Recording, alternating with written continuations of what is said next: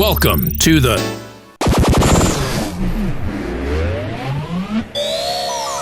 What's the deal?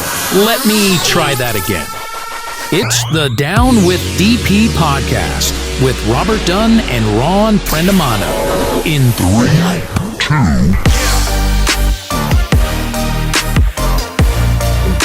2. Hey, everybody. Hey. Thank you. Thank you. Wow, that was great. Hi, everybody. Yeah. Hey, everybody. Hey. This is the Down with DP podcast. My name is Robert Dunn, and with me Ron is Prendamano. And this is for September 1st, 2025. Happy Labor Day. Look, we're working. Jesus Christ. For all the people in labor today. No, I don't think that's what it means. I'm pretty sure that's what it means for all the women out there who are giving birth. Happy Labor Day.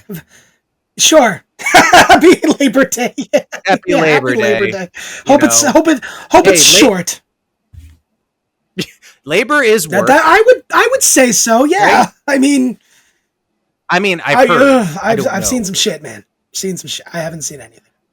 I've seen nothing. I've heard as the great Brian Regan once said that the only thing in comparison to childbirth is to break your femur bone in half.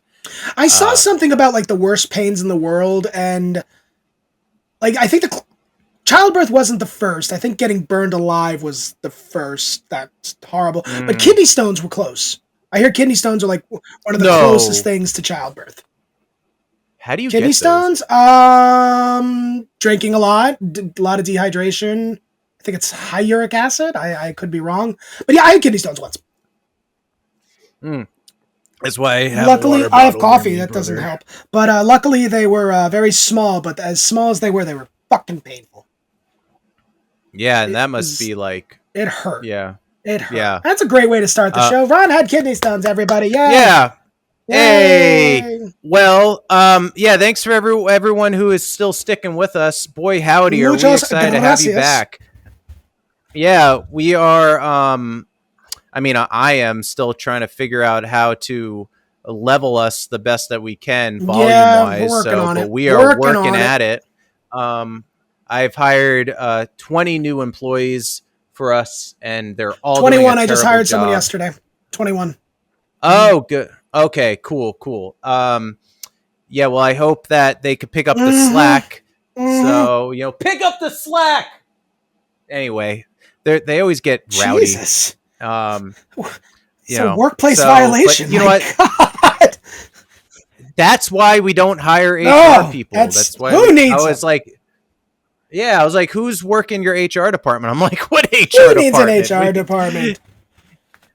And I fired them on the spot, and now they don't work there. Great. So, the lawyer called. We're meeting with the 3 former employees tomorrow, by the way. Just let you know. Yeah. Oh, wow. Yeah. Well, no one could beat my lawyer, which is 1-800-NO-CUFFS. So try your best. But we got a few things to talk about on the show today. Yeah, I think there's quite a few things. Buckle up. We got a show today. We got some stuff on our mind today. Do you like my Buffalo Bill outfit? Oh yeah, you've upgraded. Yes, I went from serial killer to Goodbye Horses. Yeah. Or is that like Tom Selleck? Am I getting that right? It could be Tom Selleck, actually. Selleck. It's my wife's. I don't know. I'm Googling Tom's. Your wife is Tom Selleck? No, awesome. Not at all. Not at all. Who's the guy that from the 80s who had all the Hawaiian shirts? I think Selleck, so. I'm sure people... I don't know. He's very I know who you're talking. I think it might be Selleck.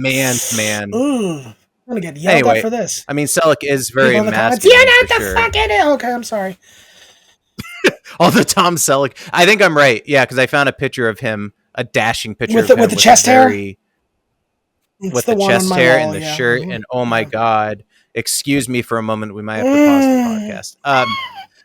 JK. But yeah, we got a few things we're going to talk about. We're going to talk about some movies. We're going to talk about some acting things that annoy us. We're going to get to some penetrating questions. And then we're gonna do a little segment where I've written some jokes this morning, and I'm gonna have Ron read them. And he doesn't know what any of these jokes are. I have no idea. He told me that he wrote them. I don't know. I might retaliate. I might just let him school me or two. I don't know. We're trying this. This is new. It might be fun. We're trying it. We think we're entertaining, so we'll try. The best jokes that are written are the ones that are written the morning of, as people know. Not the ones that are worked out and tested with audiences. Sometimes straight up that is true. As a comedian, sometimes the best jokes I come up with are the ones on the spot, even during a set. And then there are times where I'll come up on the spot and then I'll work on it and make it better, or find out, this fucking sucks. Not using this again. Right. Yeah, well, that's also a little bit of pressure on my end because I'm not the comedian, you know? No, but you're a talented son of a bitch, so there you go. I don't know. Mm-hmm. We'll see about that. But as I don't know if people know, but I am West Coast Ronald or Ron. I'm so sorry. Use my full government, you son of a bitch. I know. Now you're going to get doxxed. It's whatever. But speaking of doxing, Ron is on the East Coast and I'm on the West Coast. And so you are New York based. I am Los Angeles. City of Angels. And you are a big fruit apple. The big apple. Something, you know. Big old. I just remember that scene in James and the Giant Peach. We're going to New York City. Yeah.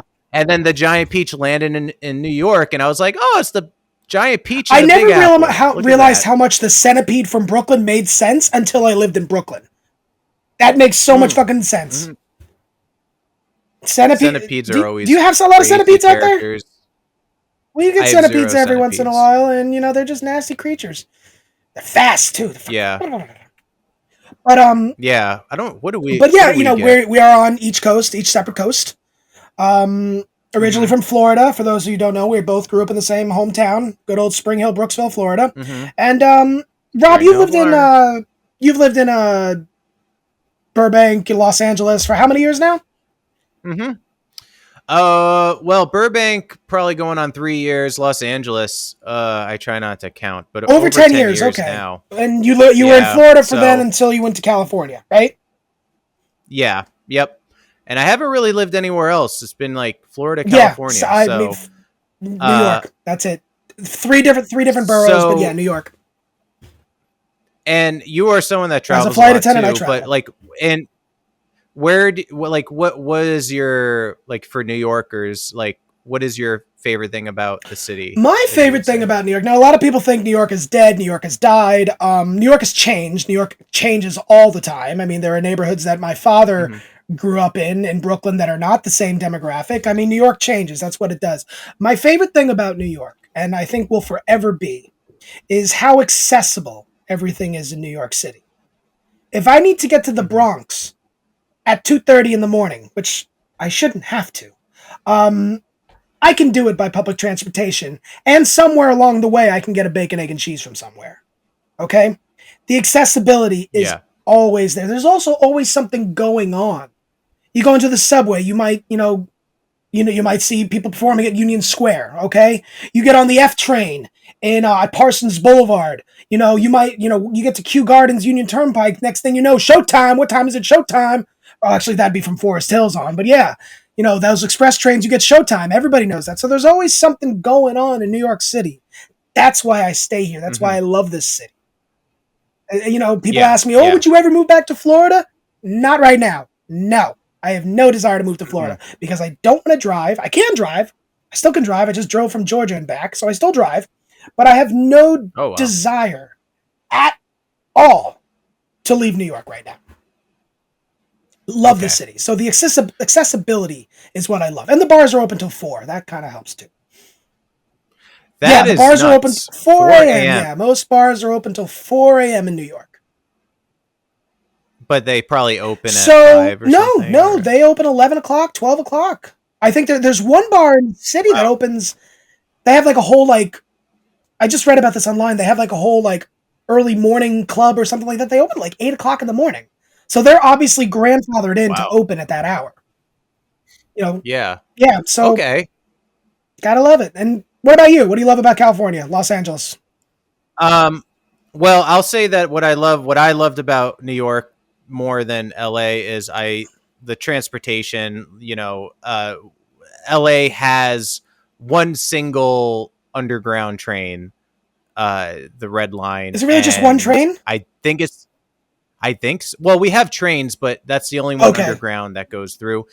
I assume it's because of the earthquakes that they can't build like New York, where they just have everything underground. I don't know. I'm not the person who built them, but that's what and I don't think they're 24 hours either, or at least not the underground one. So that's what I like about New York. But what do I like about LA is it kind of has that same vibe that you said, like things always seem to be happening, in the city. And I'm a big film nut, and that's where everything is. That's where there's a lot of, New York has this too. That's why it's kind of hard to think of a different thing.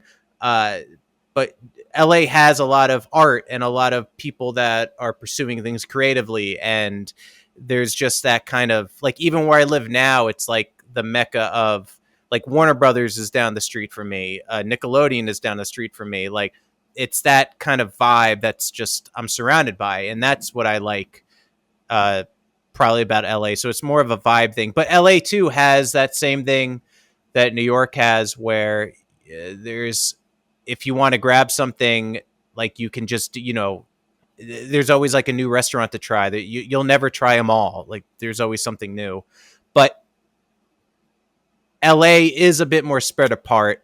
We do have to deal with the traffic. Apart. Are you kidding? Yeah. I'm not kidding. I'm not kidding. That's one reason why I personally don't like Los Angeles.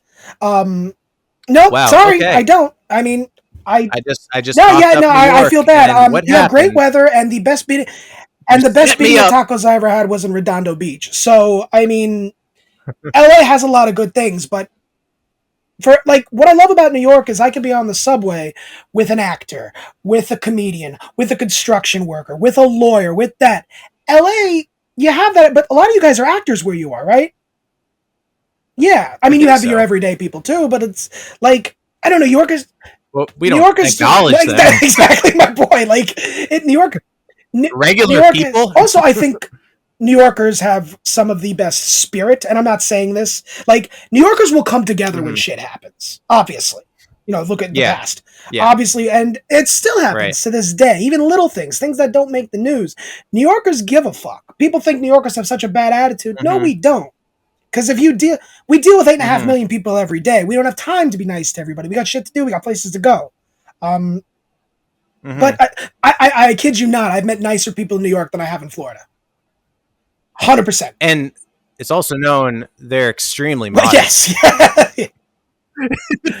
Yeah. Just kidding. No, I've heard, I don't know who said this, if it was Jerry Seinfeld or what, but it's like almost everyone in New York is funny. Oh my God. Like, it's just, oh my God. I ain't shit. Funny. Okay. Everyone I know is, all my friends have made me laugh at some point, but something that has come out of their mouth. Everybody's fucking funny. Even if they're transplants like myself, they're fucking funny. Okay. Yeah. Right. Maybe because there's something that drew you there. I don't know. There's like a funny bone you have. Like, it's amazing how many people are just naturally funny. If everybody did stand up in New York, I mean, it would be the most saturated market in entertainment. But it's right. Yeah, I've met so many funny people in New York. Do you find the crowds do you find the crowds are a bit different when you do stand up elsewhere? I'll be honest, I haven't done too much outside of New York, but like even going to Long Island, the crowd's a little different. Performing in Jersey, the crowd's a little different. Yeah. So even parts of the city you go to, the crowd is different. So it Is it no, harsh? It's just a matter of opinion. Like, you perform like Midtown, you'll get a lot more tourists. You maybe go to the Upper West Side, you might get some more locals. It depends. So local. What? Where's the cellar? Cellar's in the Greenwich Village. Where's the cellar at? On McDougal Street. Okay. Because that's where I went last time I was in New York. Obviously, and had a good time. Famous club, great club, honored to perform. It's it's a great club. I've never performed there. Like I said, I suck. But No, you'll I did have a show last Wednesday at QED in Astoria, which was phenomenal. Yeah, that was great. Okay, was cool. It was phenomenal. Well? Yeah, it was fantastic. I think I saw that. Yeah, somebody posted. I put a story, a picture of me or something like that. I'll attempt to post a video. I'm very bad at that. Here's a question. When it comes to you performing material and having someone film it, I've seen some comics in LA, like the famous ones, I see their jokes on my algorithm, but then there's some people I just know personally who all they do is just post that they're doing shows, but they don't post their jokes, which I would get the argument for that because they don't want people to hear their jokes. But part of me is like, I would kind of want to throw some jokes so to get some, get noticed. That's also part of my dilemma, is that you obviously know I'm not a very big social media person. You've kind of taken the reins on that, and I thank you. Yeah, no. So some comedian friends I have, most of them do post something of their routine online. Something of a recent set or something that landed well that they're trying to get attention. Then I have friends that do not want their stage material online, and they'll do sketches and things like that. So I see both sides to it. I am not. For me, it's just kind of like I just can't wrap my mind around it to do it, which sounds like an excuse, but it's just how my brain works. So yeah, I'm a little bit of a purist in that sense, but yeah, you should post something. Absolutely. And I have in the past, but you should post some type of joke or something like that, some piece of your bit to help hopefully get noticed. That's kind of the whole point, right? Well, here's the thing. Could you, because you're writing new material, some jokes expire and whatever. If you feel like, okay, this joke I'm telling, it is getting laughs, but I feel like it's nearing. I recently had that, yeah. Do you think that's the time? Do you think that's the time to film that joke? Because you're like, well, I'm kind of done with it anyway. Let me post that on social media. If it's not getting, if you keep telling the joke over and over, which a lot of us do, you use material over and over, different sets. If that joke keeps getting big laughs, then yeah, maybe post that joke. But if it's towards the end of its lifespan and it's not getting that crowd reaction like it did, and I have some jokes recently that haven't gotten the crowd reaction that it used to, and you hear it, you're like, oh, that didn't get the laugh it normally does in the same room with the same people. Right. So yeah, you kind of want to post it when it's doing well, but also it could be something topical. It all depends on the comedian. It all depends on what, how that night went. That joke may have landed great that one night, and the next night, not so much. It all depends. Well, I mean, you could add laughter sound effects and AI audience members. I don't know of any of my friends that do that. Maybe they do. I don't think they do. They also don't have to do that. But yeah, that right. No, I would never want to do that anyway, because then I'm just trying to fool myself. It is a thing. I mean, comedians use AI to write their material. Yeah, which is not. Yeah, you're defeating the whole purpose of putting you on stage. You're defeating that. I thought about just having an AI co-host, but then I was like, nah. I don't think AI is going to make you a 5'4" pudgy Italian German. Okay, I don't think that's going to spit that out for you. How long until we have full podcasts that are just two AIs talking? 2027. Yeah, it's not. Yeah, this is all we got. We got a couple years left. That's all we got. Because we're at a point where people just, I don't know. People seem to not care. But yeah, that's it. Like, did you listen to that George Carlin new special, the AI? No, and I don't know if I want to. No, well, I listened to it more like from a technical. I'm like, okay, how are they doing this? And what I'm guessing is, I don't think any jokes were written. I think that a comedian, because it was done by what's the podcast? It's the Will Sasso podcast. But anyway, I think that there was a comic who wrote George Carlin jokes, performed them, and then it was just an AI voice changer. That's my guess. But it was like pretty convincing, and I'm not going to say I enjoyed it in the sense of like how I would listen to Carlin normally, but I was like, man, for someone who wouldn't know better, they probably would like it. So Anyway, not to bring it's okay. party down, just but AI is taking all of our jobs. Yep. But who I'm forgetting everyone's name. There was someone that was talking about AI jokes and how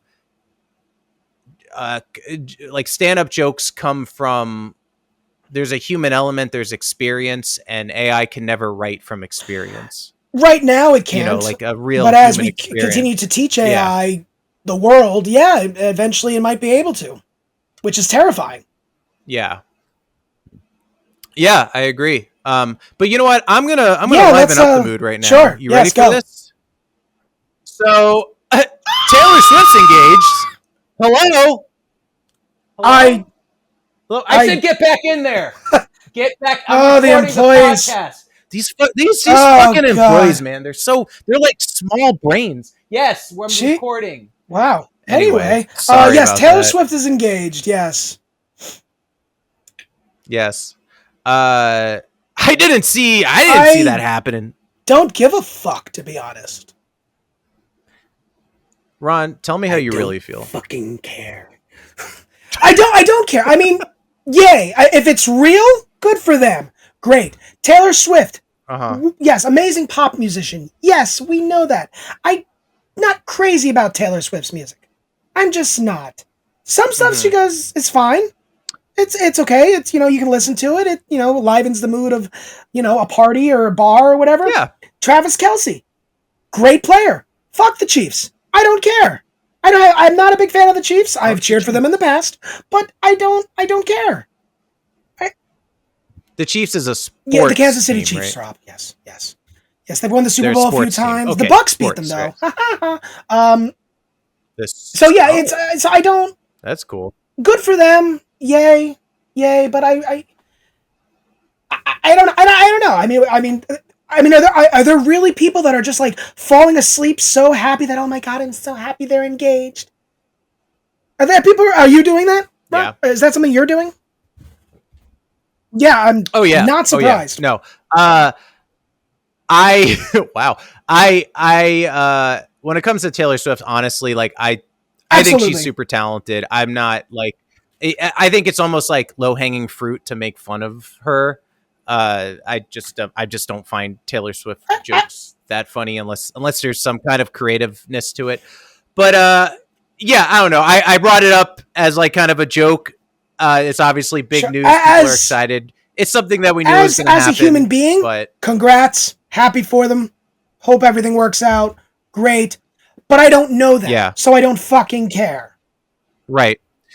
So something I did kind of want to touch on that I saw. Sorry.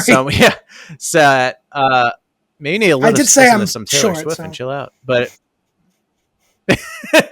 I saw someone post on Facebook or whatever, and about how depressed they were by the engagement because it seems like she lives such a perfect life. She's a billionaire, successful, now getting engaged, is probably going to have like the perfect wedding. And it's like, it's that mindset. I understand why people might fall into that hole of like comparison, but at the same time, it's like, man, when it comes to celebrities, it's all a highlight reel. It's all a highlight reel. So I didn't comment anything, but in my head, I'm just like, man, don't let yourself go down that. You know how many arguments they've probably had in the past? Yeah, of course. They're human beings too. I can't believe you did that on stage, you son of a bitch. How dare you, Travis? Like, I mean, come on. Yeah. Right. He's an amazing player. She's an amazing artist. Mm-hmm. End of story. They're both two separate people, and they don't need each other. But if could it be any more obvious? So I mean, if it's real, if it's happy, if it's not just for paparazzi and boosting economies of cities that Taylor goes to, great. Good for them. I wish them all the best. Yeah, I would say that I think Taylor Swift is probably a bit too smart for that, for like, the fake. I mean, she has dated a lot of people. Stuff. She has had quite a few relationships. Sure, but I don't think she doesn't need that anymore. Like, I'm not saying she ever did, but she doesn't need that. So that's why I feel like this is a genuine I'm sure relationship. It's probably hard for her to, filter out the people that are real and the people that are just there for an image. And I think that's real. For I think sure. that's true with a Yeah, lot for of sure. famous people. It's like who's real, who's not. You know, and sometimes you do it for the publicity, and you do it for the money, and you do it for that. And then sometimes, you know, you really want love, and I get that. Kind of like, because wasn't the Justin Bieber Selena Gomez that was? Yeah, I think so, something like that. Or do you think they actually dated? I mean, Hollywood's been set. I saw them. Go ahead. I saw them together on a date Really? once. What were you their waiter? Yeah, right. Yeah, I was like, would you like extra butter? No, I just saw them. I don't even know why I brought that up. I'm sorry. I saw that's people, the end of the story. I saw people like, it's not like I sat with. Yeah. Let me just add to it. Yeah. Then I sat with them, and yeah, that's the end. Cool of the story, Hansel. Yeah, I can't even like improv. I can't even improv because that's how uninteresting the story. Okay. Well, I'm almost done with the story. And then I sat with them, and no, I got nothing. Give me the applause or the boo. Here, this one says awkward.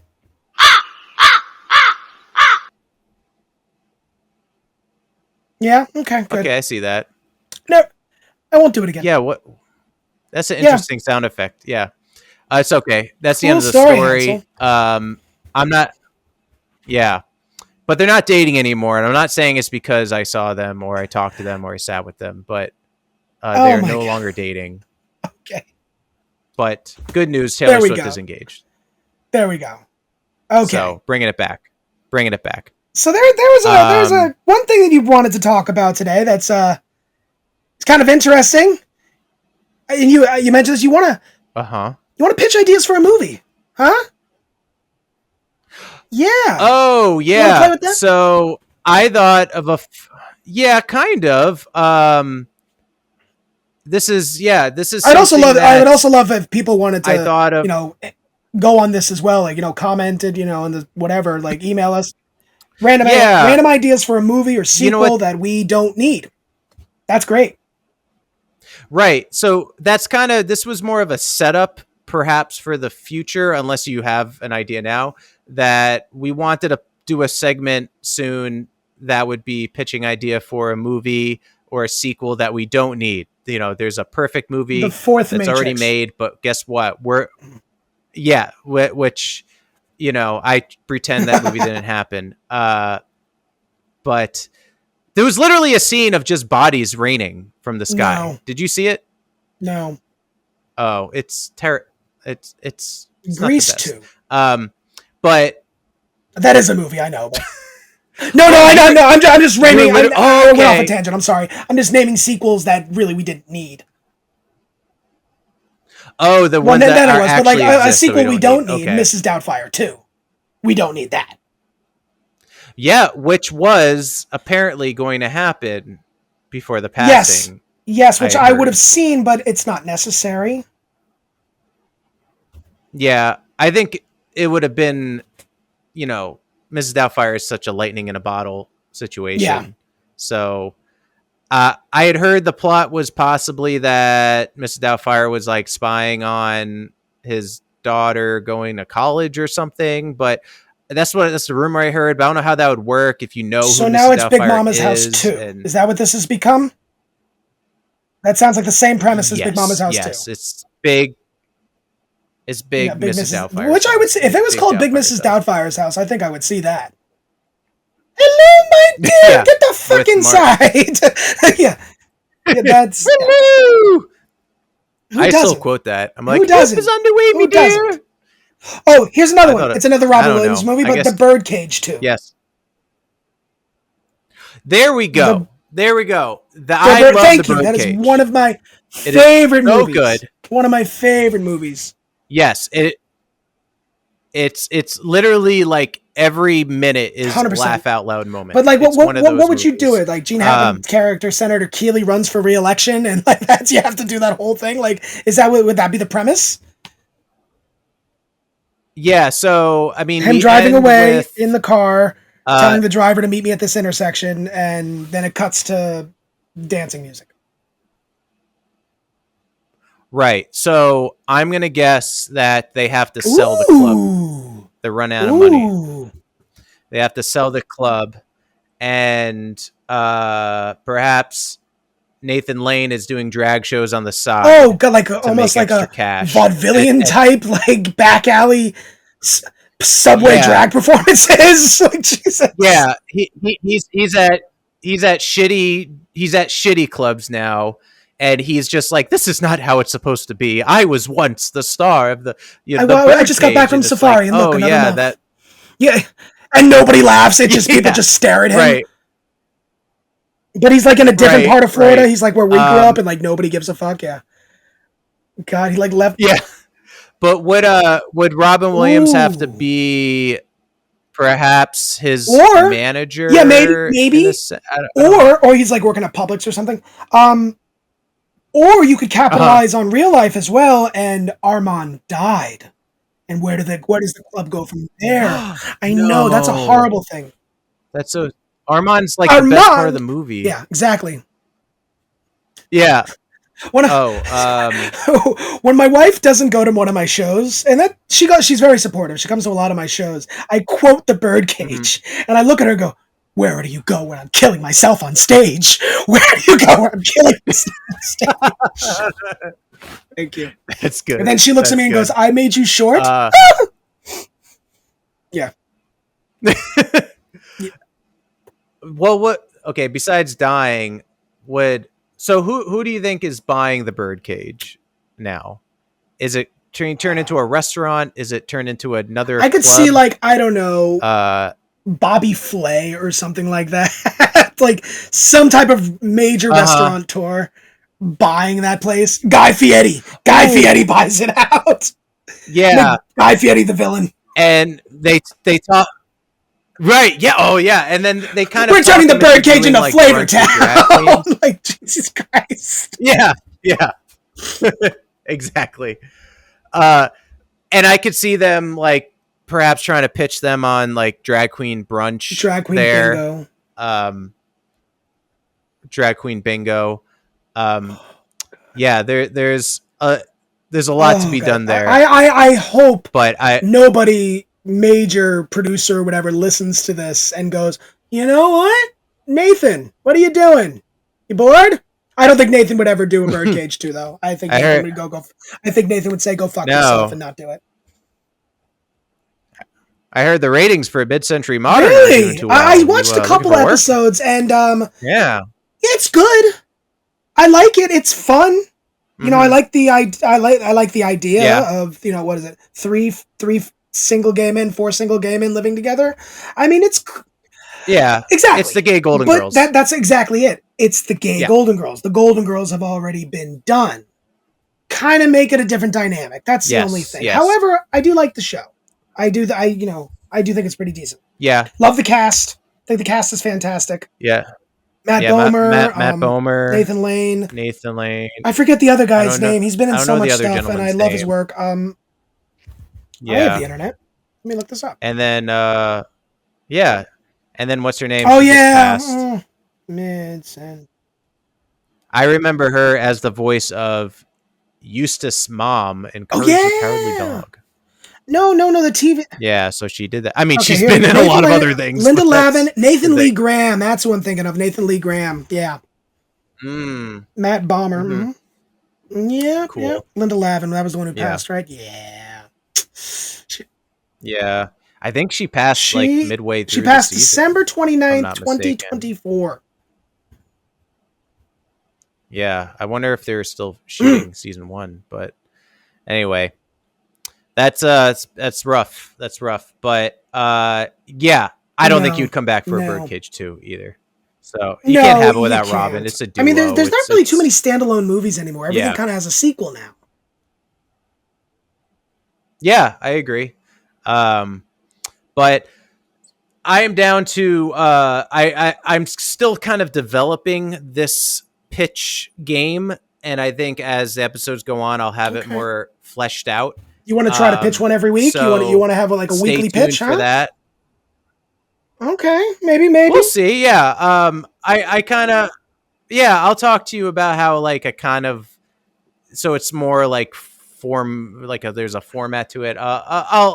It's top secret stuff. I can't. I think we need another reveal that to Sharknado, everyone. Personally. Another 7. one. Oh yeah, we've only had. So we need 7. I did think of a shark movie once called Shark Portals, where that's how, because one of my little fears, which is totally doesn't make any sense, is a shark in the pool. Go on. And if there are shark portals, I mean, the truth is the chlorine would probably kill the shark. But I'm just saying, a portal opens in someone's pool. That's a scene in a movie. It sounds like Hot Tub Time Machine meets Jaws. That's how I would pitch it to the executives. That's how I would pitch it to Asylum. Yeah. We'll step it up. Shark Portals Craig starring. Robinson, you have to have Craig Robinson again. What's her name? What's her name? That's in all, or it's like in the first one. Tara Reid. Forget her name. Yeah. Mm-hmm. Tara Reid. Yeah. What other? Dean Cain could be in it too. Dean, and you know what? Just to bring him out of retirement, Jack Nicholson. You need a big name there to sell it. Yeah, I had heard he stopped because his eyesight was going, and he couldn't read the script. He's also just getting older. I'm also just saying shit. That. But it's also it is kind of sad seeing a lot of our favorite actors like Bruce Willis, like just how they're deteriorating as they get older. It is kind of shitty. Yeah. It's really shitty. I mean, a lot of Die Hard is one of the greatest Christmas movies of all time, and if not the greatest Christmas movie of all time, it is a Christmas movie. I will fight anybody on this. Ooh, that'd be a good debate for us because I'm on the other end of that. Guys, this is our last episode of the DP podcast. I want to thank you. It's the greatest Christmas movie. Thank you. We'll save it for the Christmas special. We'll save it for the Christmas special. Sorry, holiday special. Absolutely. I'm so sorry.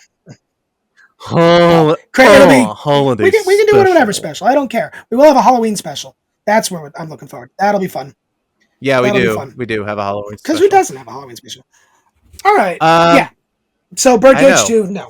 So Birdcage 2, not going to happen. But we can. I wrote some jokes for you. Yeah, this might go terribly wrong, and they might be extremely not funny. You wrote jokes, and then you want me to read them out loud, I presume, right? Kind of like yeah. Weekend update type thing. Is that what we're going for? Okay, all right. Yeah, I apologize in advance, everybody. So Ron has not. I have Ron no has idea not read any of these jokes, and yeah. Mm-hmm. I'll give you an easy one. This is like. Also, I said this earlier. I wrote these this morning, so cut me some slack, fellow comedians who are listening. Here we go. This one's not bad. This is more stupid. This is dumb. All these are dumb. These are all bad jokes. But here we go. Yes. You ready? It's not even time for my beer yet. You're already doing this shit. My God. No, I'm down with after work here. Okay, here. They say honesty is the best policy, which I think only applies if you're good looking. If you're ugly, then the best policy is dim lighting.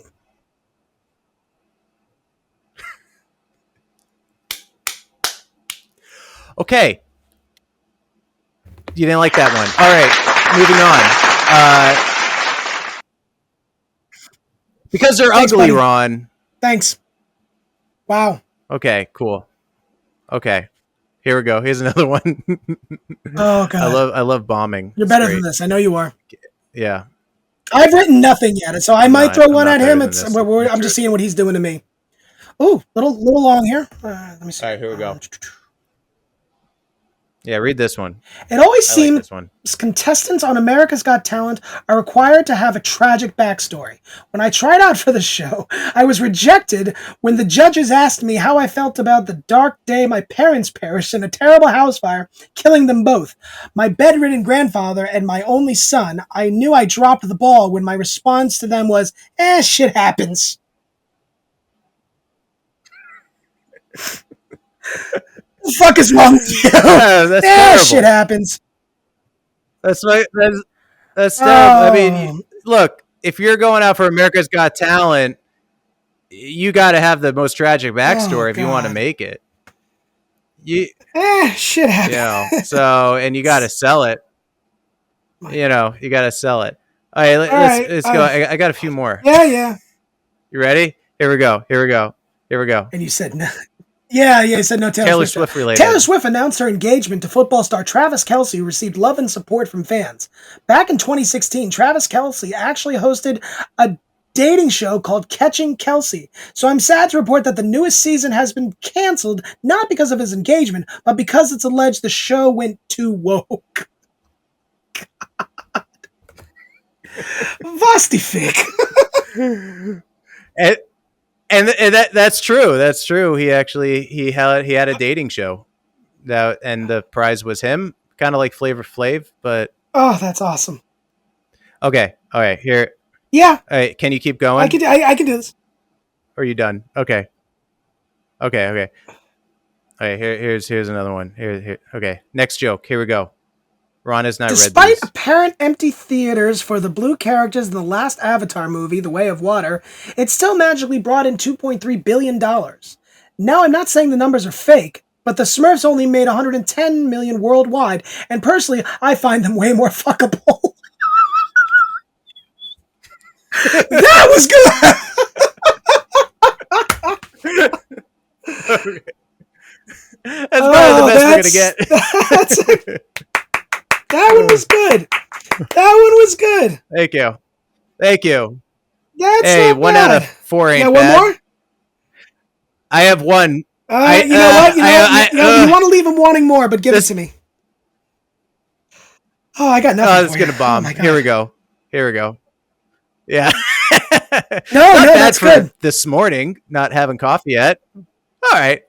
Talking myself up. Here we go. Okay, let me scroll here.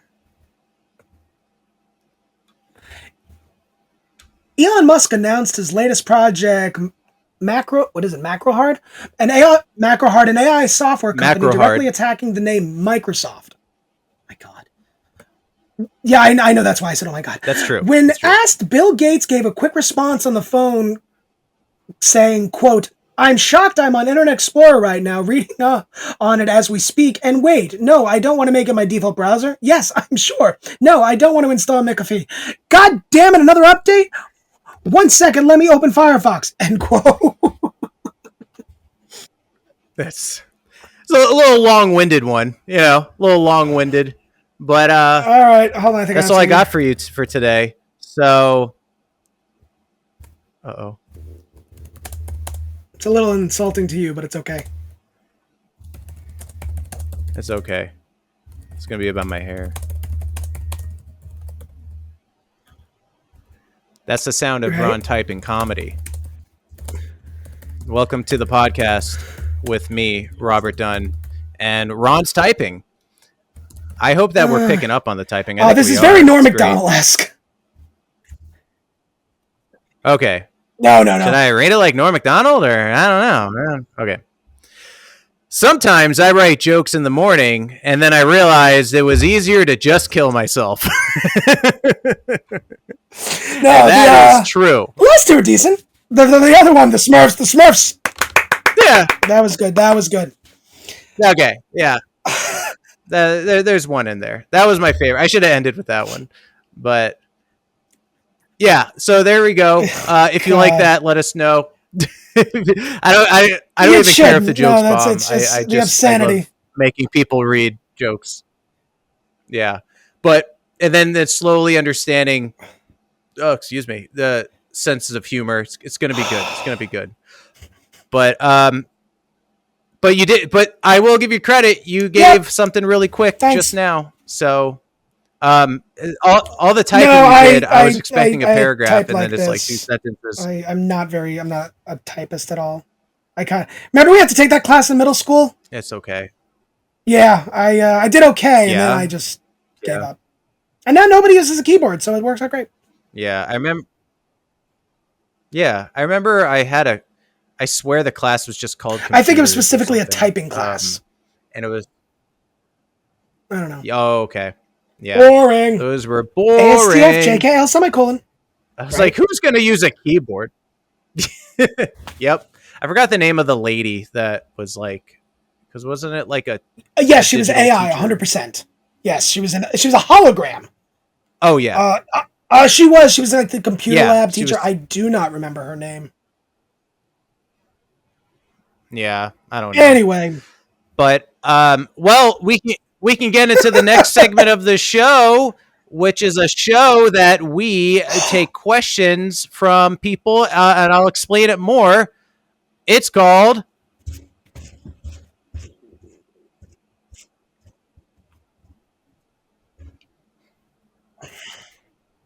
Penetrating Questions. This is the part of the show where we take questions from you, which you can send to us via a easy 3-question form found on our social media pages. It'll bring you to a Google Doc, and the best part of it is it's completely anonymous. You can come up with any fucking name you want. We won't know who the hell you are, unless you want it to be a real name. In fact, I think we have a real name in the questions today. So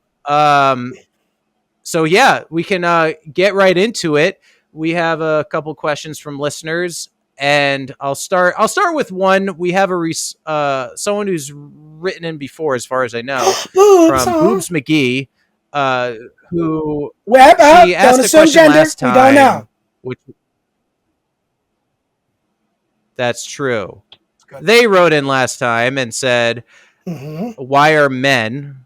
Which is like, okay, I don't know. What do you mean? And then they wrote back and said, no other context will be given.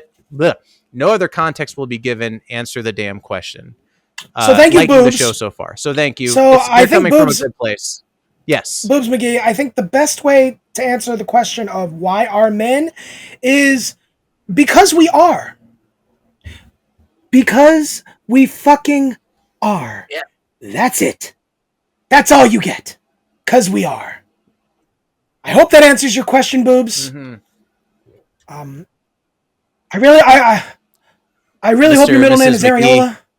And Boobs Areola McGee. It's a nice Italian name, the middle name, followed by a nice Scottish following. Yeah. It wouldn't. And Boobs, I just want you to know, whatever your gender is, whatever you are, I hope you are. That's all I have to say to you. Is I hope you are. I hope you continue to listen to the show. Thank you. Yeah, my question to them would be, Boobs, why are you? And I'm not going to give any more context. Answer the damn question. Why are you? You know they're going to. You know they're listening to this and they're going to go, these motherfuckers. You know that's exactly what. No, it's okay. Thank you, Boobs. I do appreciate you writing in, Boobs McGee. We are. Thank you. We love having you. Thanks for listening to the show. We got to another one. This is from Peggy, and Peggy asks, "How do I convince my boyfriend to let me peg him?" Well, that's a real question. Well. Let me have a sip of my coffee. That's a real question that is being asked to two straight men. How do I convince? Perfectly honest. The boyfriend. Go ahead. How do I convince? Not into that. At this point in my life, no, thank you.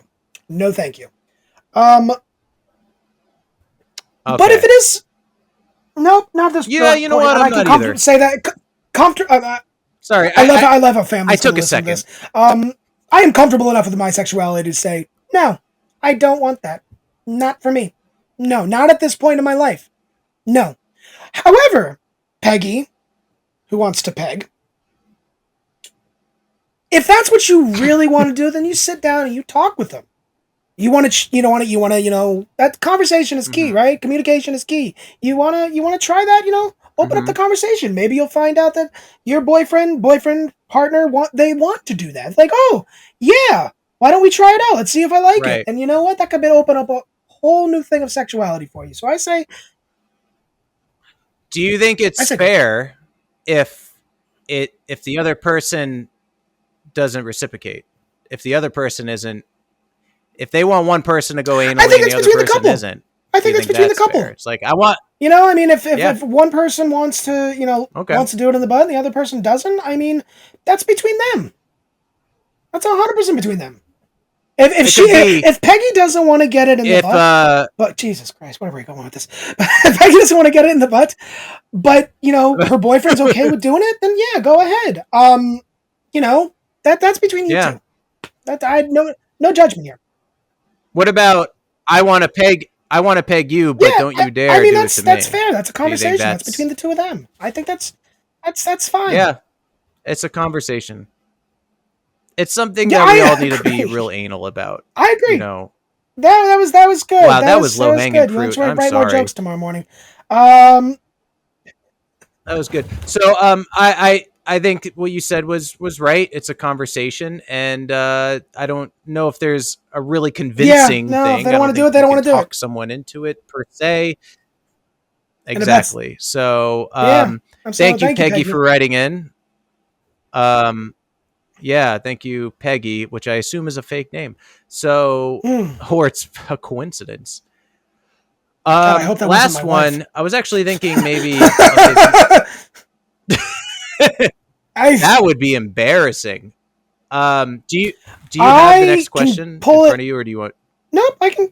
If you don't, I can do it. I could pull it up too. What? No, I'll do it. No. No. I can put it in the chat. I have it right here. I can pull it up. Just bear with me, people. Here we go. Almost there. Got it. I like the typing sounds better. So, Chris Moore. Oh. So, this is a real name. Oh. Chris Moore is a comedian I perform with regularly. He is one half of the Frat Chat podcast. Him and Carlos Garcia host that show. Fantastic podcast. Oh, yeah. Give it a listen. Those guys are absolutely amazing. Chris is also an award-winning comedy writer. He's won a couple awards for a few things he's written, and he very funny. So yeah, the fact that he wrote in something, I thank you so much. Once again, shout out to Carlos and the Frat Chat podcast. Thank you guys so much, and yeah, give him a listen. Do you have an air sound effect? Do you have an air horn? Could I be I don't. Shout out to Frat Chat? Yeah, we'll work on that. Yeah, no. We'll work on that. Maybe I'll get on my fucking employees. Jesus, fire that one. Sorry. Sorry. Yeah, make the sound effect. So abusive. Sorry. Okay. The question is, as members of The Biz, how do you navigate friendships to ensure they're meaningful and not with clout chasers? From my experience, it's hard for me to know who's telling me a funny story versus who's practicing a stand-up routine. Or are they nice to me because they're trying to network? If I didn't have a TV credit, would they even talk to me? What are some red flags that I can avoid to help make real friends in the industry? Thanks, guys. Brilliant question. No, it wasn't funny. And, it wasn't funny at all. Coming from comedians are people too. Award-winning comedy writer. I don't know. I didn't laugh once. I know. Yeah. Interesting. Like Taylor Swift. Like Taylor Swift. She's a person. Yeah. We're all people. We're all just people. Anyway. But yes. So, you want to take the reins on this one? It does. I can go first. Oh. I can go first. It doesn't matter. You take it. Sure. You go first. Yeah. Oh, okay. I'll go. Okay. Well, I understand the whole. As someone who, I don't know if I have anything that people would want from me. If I had all these big credits or something, and they're trying to schmooze. I've definitely noticed a difference in networking versus just naturally talking to people. Like, for instance, I personally hate going to networking events, and one of the things I used to do when I first was in LA is I have business cards, like actor business cards, and there's nothing wrong with having them, but I stopped holding them because when I did go to a networking event and I connected with someone, I'm like, oh, this person's really cool, maybe we could work together.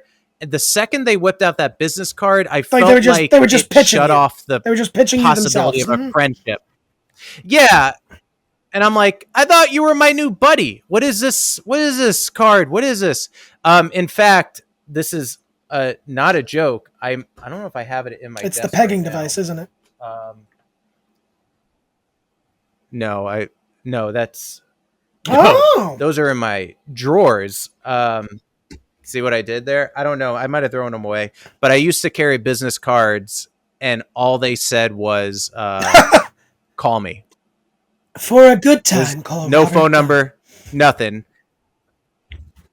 It was just like if someone gave me their card, especially if it's another actor and they gave me their card, I'm like, what am I supposed to do with this? Fucking hire you? I'm trying to work. So I would give them a call me, and usually it got a laugh. Like I'm not doing it to be, mean or anything. It was silly.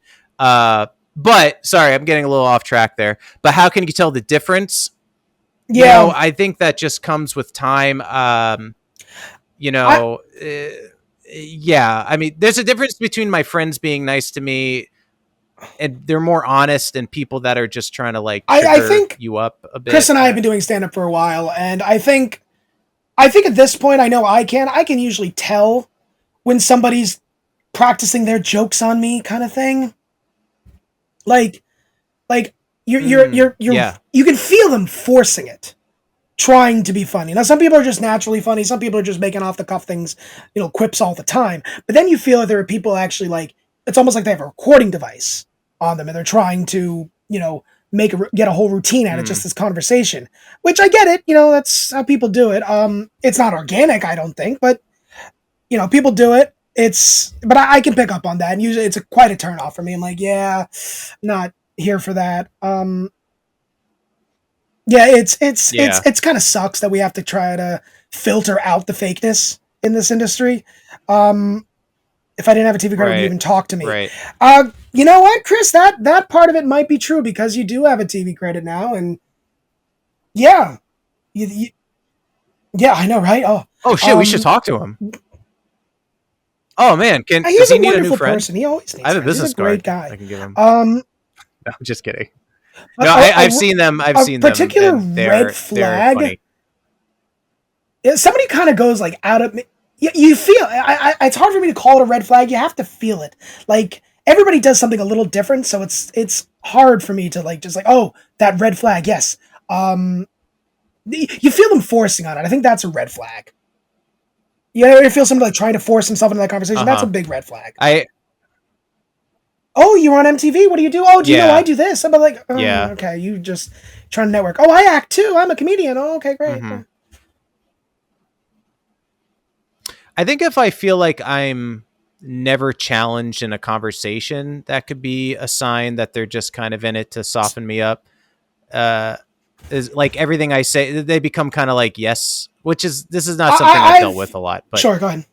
You're kind of like if I was a big celebrity, I could totally see people just yesing me to death because I'm a celebrity to get on my good side because they might be nervous to challenge me on something. And when I say challenge, I don't mean like debate me. It's more of like they're nervous to say no to anything that I speak of. I used to produce comedy shows for years. And you work with somebody on a different show, you like them, you think they're great, you put them on, and then they back out last second. And it's like, okay, I thought we had a good thing here. I thought, we were talking about how we wanted to work together and stuff. And now it's like, now you really don't care. And it's kind of like, that's definitely a red flag that you're like, oh, okay, this person obviously was just bullshitting me.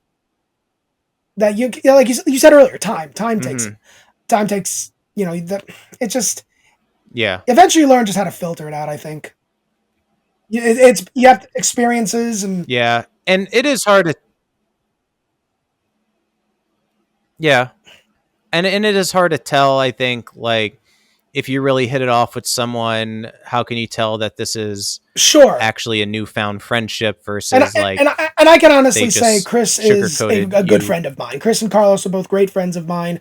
And that started, I think, organically. It's like, yes, Carlos put me on shows and stuff like that, but all of our friendships, I mean, they've been friends forever, but my friendship with them, it has developed. So it's not, and that's awesome. I mean, to make friends in this business is amazing. If they ever needed something from me, they obviously can reach out to me. No, I don't want to be pegged, you guys. I just want to throw that out there. I don't want that.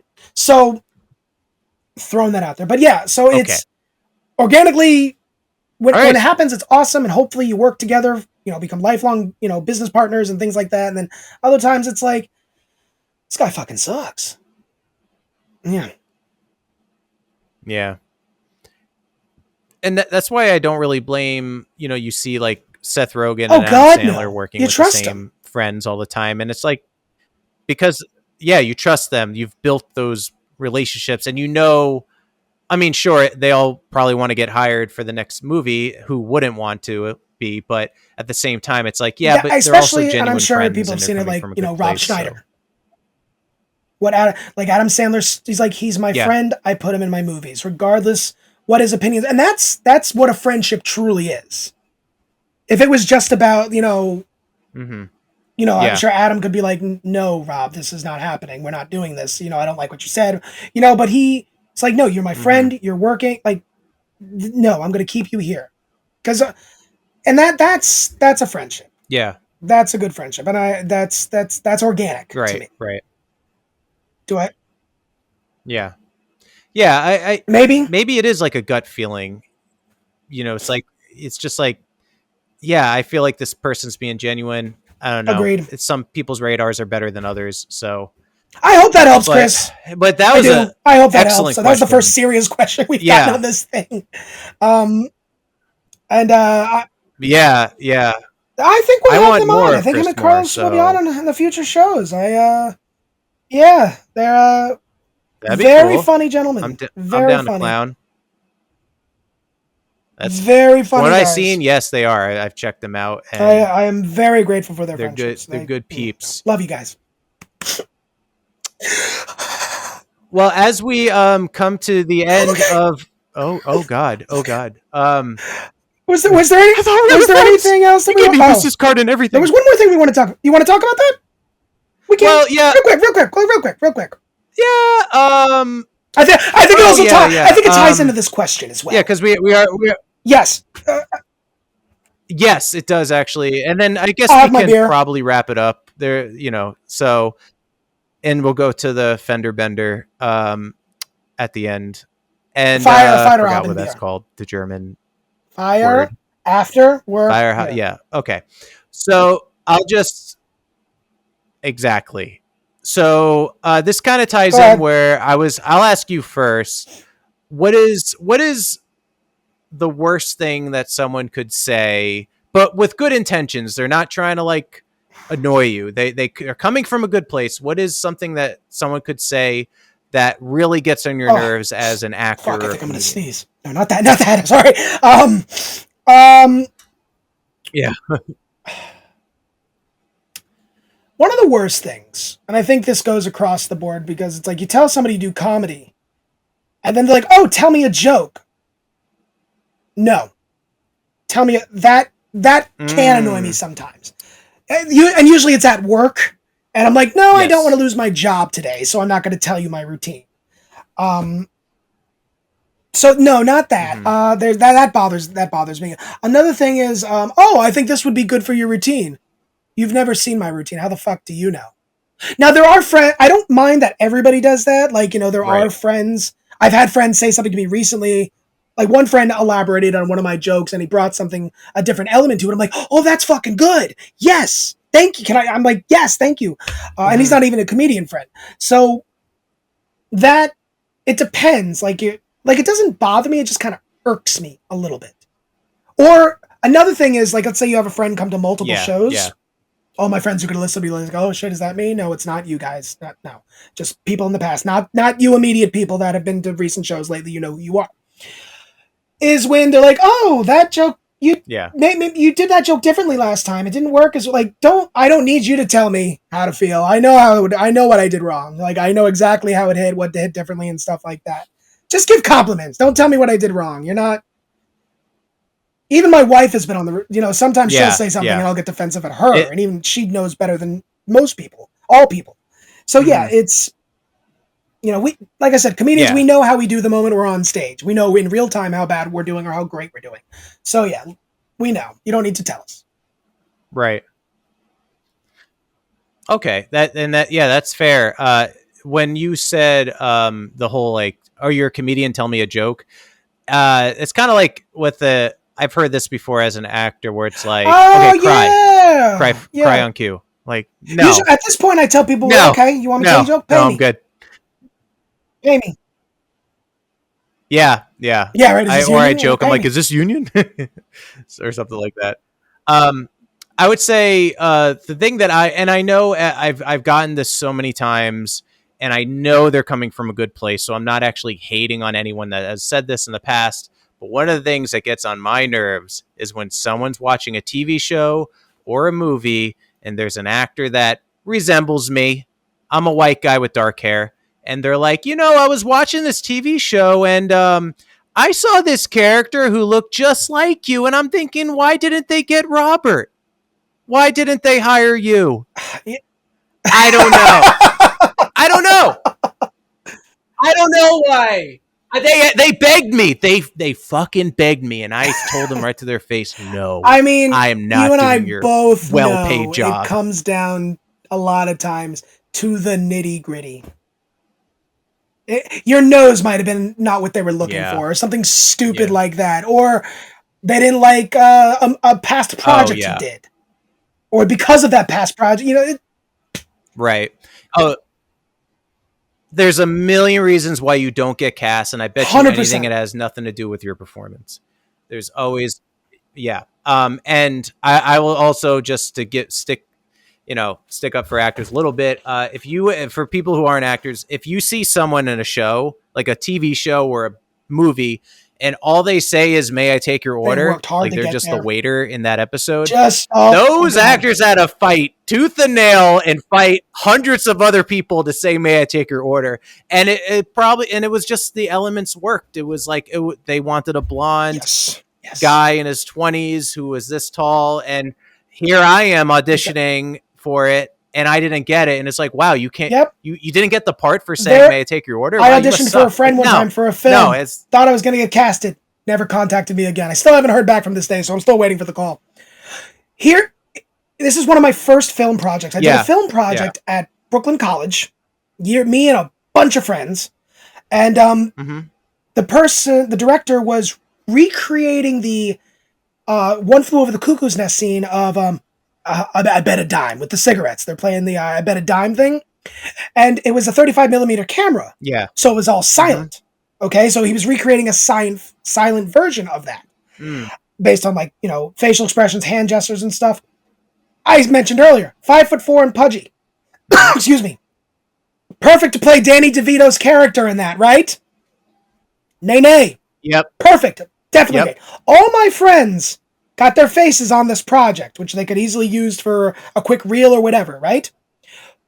Because the guy who actually did the Danny DeVito part was friends with the director at the college, he got it.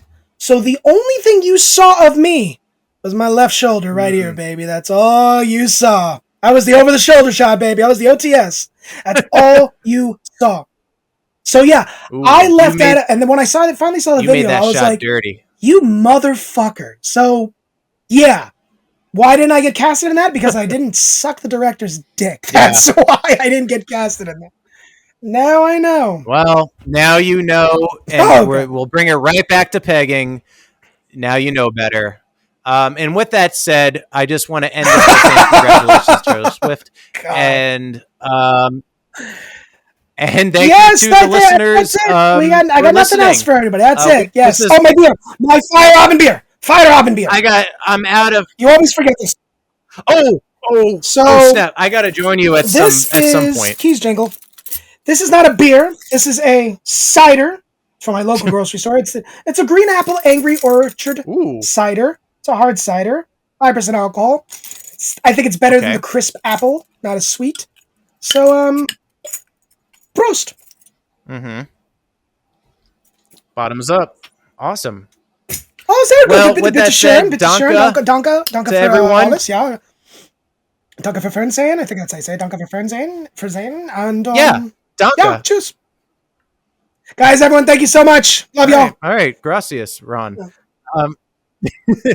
I love you guys. We'll see you on the next one.